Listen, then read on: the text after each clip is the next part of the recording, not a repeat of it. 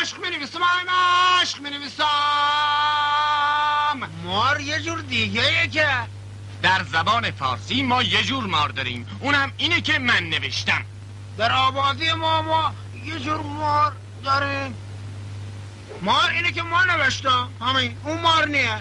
بهت میگم مار اینه که من نوشتم. میم الف مار رجز میم مار. مگه تو حرف سرت نمیشه؟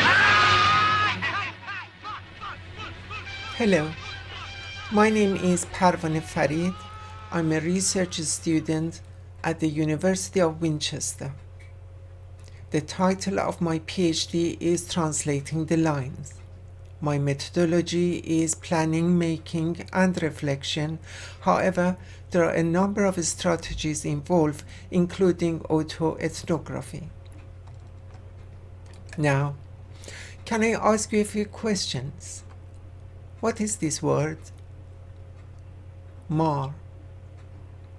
What is this image? A snake. And what is the word you see now? Snake too. In fact, if you knew Persian language as well as English, you would say that all these three questions refer to the same animal. In Persian, mar means a snake, and so does the concept behind this image. Now, if you have two people, let's say one of them only knows Persian and the other only English, they both would recognize this image as the representative of the same animal. However, they would remain vague about the sense of these two terms, snake and mar. But why is that so? The answer simply lies on the fact that communicating through an image transcends cultural boundaries and is recognized by whoever has been exposed before to what the image represents, in this case, an animal. Whereas the terms snake and mar both have ties to some forms of cultural contract, the alphabet, which unless the audience is familiar with their embedded symbolic codes, access to their meaning remains blocked. Moreover, general global culture appears to have become more and more visual. Looking at the world of media today, it seems as if the pictures sell more than the words, or at least many are invited to read the text through the visual window which an image would open up. We have not forgotten Princess Diana, who it is said was haunted for her priceless photographs. Hence, because communicating through an image does not demand any formal familiarization with a series of cultural codification contracts, the language and the alphabet, and also due to the observation which suggests that we are generally becoming increasingly visual orientated, it may be concluded that the visual form of communication could reach a larger audience than the textual one. Now, I would like to ask you another couple of questions. What does this image have in common with these two terms, snake and mar? It could simply be said that the image and the words are all made out of series of pencil marks on a surface, a piece of paper, for example, which has been formed and arranged in a certain way in order to convey a certain message. If that is so, what makes this image a different format to the textual forms, snake and mar? One answer could be that the texts are composed by a few characters of a particular set of alphabets, and as said earlier, the alphabets are a series of abstract lines which are reproduced according to a norm of a certain cultural contract. The lines which construct the contour of an image, however, are usually a realistic representation of that object, and they are free from any formal cultural agreements, which could show a wider range of discrepancies according to the talent of who would draw the image. translating the lines. Looking into the nature of the lines, one could suggest that the line is only the documentation of the trace of the movement of an abstract entity in space in time. This documentation requires some kind of technology, of course, such as pen and paper. As said earlier, the use of the line could be formulated and codified as a set of conventional alphabets, or it could convey the image through a process of artistic manipulation and stylization, which is totally unconventional. We know now that in the same way that we could translate a text from one language to another, we can translate a text into visual language or an art format. On that basis, I would like to examine whether translation of the texts into some visual format, such as drawing or photography, could result in any of the following possibilities. Firstly, it could reach a wider audience by breaking through the discrimination which could have been caused by the text in terms of application to a certain group of readers, giving one message to a certain social group and a different message to another. Secondly, it could distort and divert the original sense of the text. Thirdly, it could expand the meaning of the text. Fourthly, it could create such space that innovative ideas could develop. Or it could deepen the understanding of the meaning of the text. Or it could decode what the text would have codified purposefully or otherwise. And perhaps visual formats could and have developed their own codification format. Hence, translation may decode the textual codes, but it could introduce visual layers of codification. And finally, any other possibilities. To expand on the early example, I suggest that textual communication empowers the writer to be more selective in terms of choosing her audience. That means she is enabled to mask some aspects of her message from a certain section of the readers while targeting another. That is easily done due to the fact that the medium of writing, as said earlier, is structured on the basis of a preset cultural convention, which in time creates a set of requisite clichés, and that causes a widespread range of readers to fall into the habitual manner of reading the lines and missing what lies in between. Furthermore, I would argue that if a text is translated into a different discipline, such as a visual art language, those aspects of the message which might have been concealed between the lines of the text could be revealed to a greater audience with a much more animated outline. Examination. In order to examine the validity of this suggestion, we will look at 3 poems by 3 female Persian poets. Bird of the Heart by Tahireh, 1814 or 17 to 1852. The Sheriff and the Nomad by Parvaneh Farid, 1907 to 1941, and Another Birth by Forough Farrokhzad, 1935 to 1967.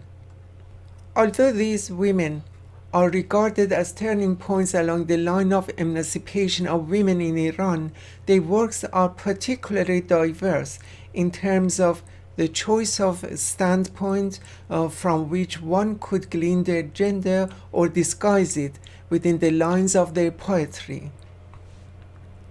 Tahireh is known as the first Iranian woman of the Islam who publicly removed her veil in the mid-19th century, an act which cost her life.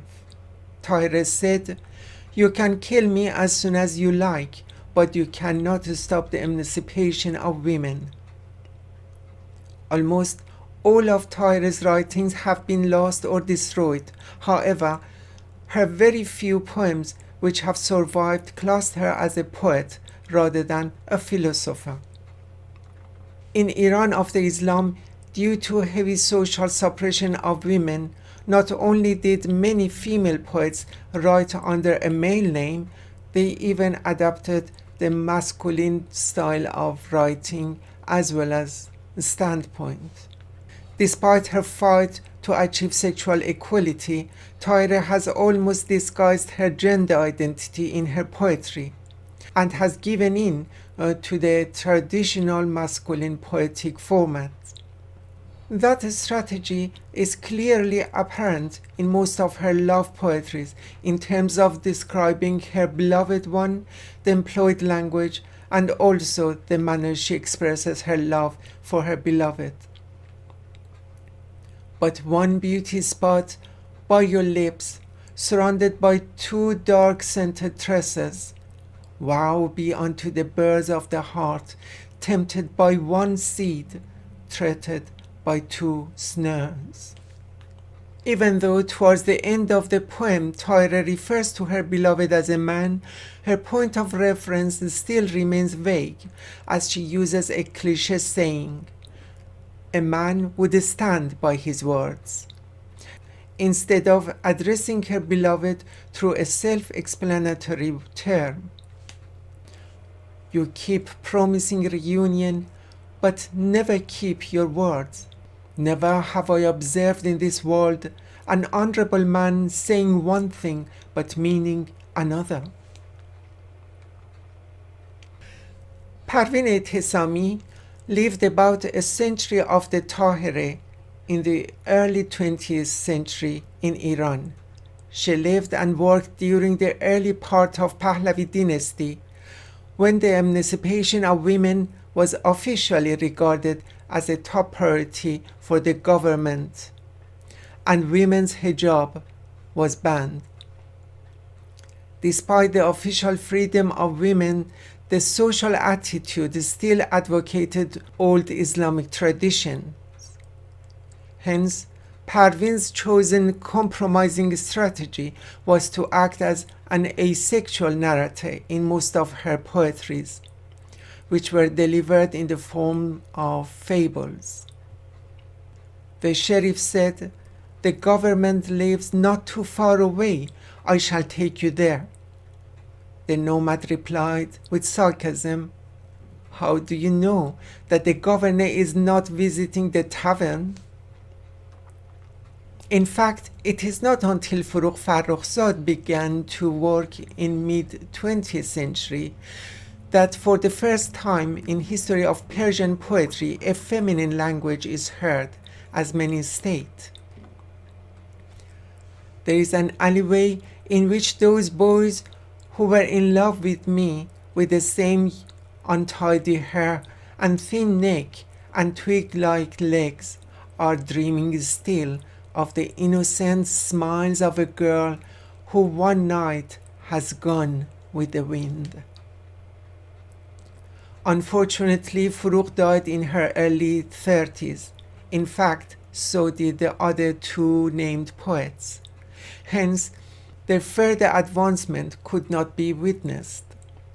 Furugh, however, during her short period of life, was much ignored and blamed even by the so-called intellectual section of her society for her valorous feminine attitudes in life, which were enhanced and much highlighted in her poetry.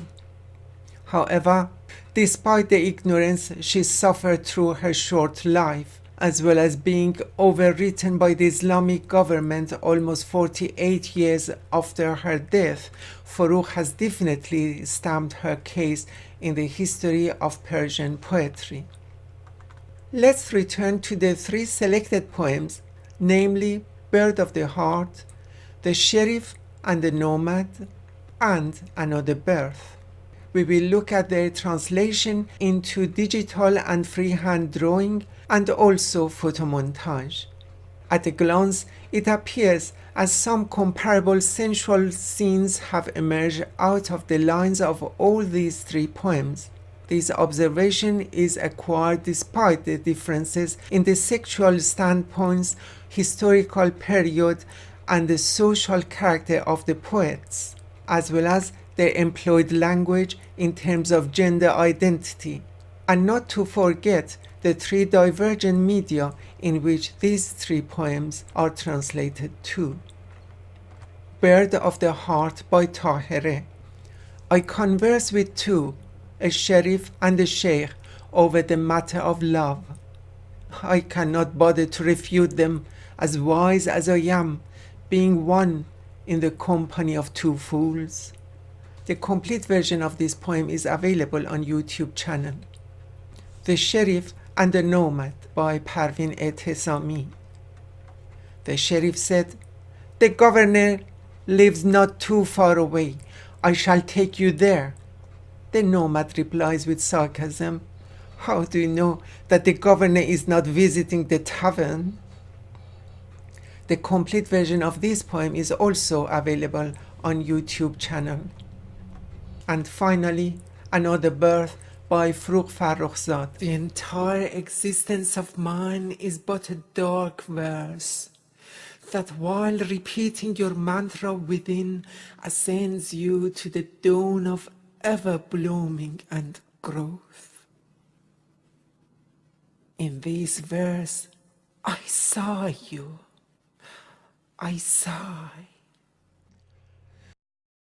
My challenge now is to invent a scheme which enables me to quantify the quality of the translated lines of the text into visual art format, such as drawing, photography, and calligraphy.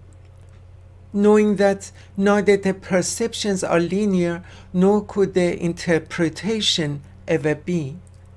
Until such time, my earlier claim that says, if a text is translated into a different discipline, such as a visual art format, its hidden messages could be revealed to a greater audience in a much more animated form, will remain an artistic idea which could only be supported by others' opinions. Hence, your comments on any aspects of this project are welcome and sincerely appreciated. Thank you.